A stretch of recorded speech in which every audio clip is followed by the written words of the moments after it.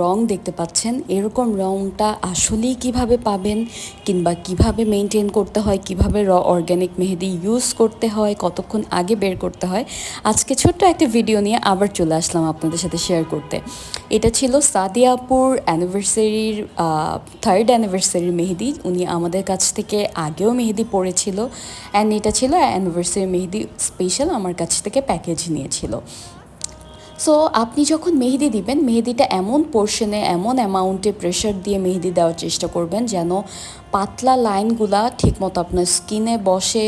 Even আপনার skin যেই সারফেসে কাজ করছেন, স্কিনে যেন বসে, মোটু লাইনগুলোও যেন বসে, প্রতিটা লাইন যেন ভচকায় না যায়, অ্যান্ড প্রতিটা পোর্শন, প্রতিটা ডিজাইন যেন ভিজিবল হয়। এমনভাবে কাজ করলে কাজগুলা আপনার স্কিনে খুব সুন্দর করে বসে যায়, যার জন্য এত সুন্দর রং আসে। আমি একটা মিডিয়াম প্রেশারে কাজ করতে পছন্দ করি,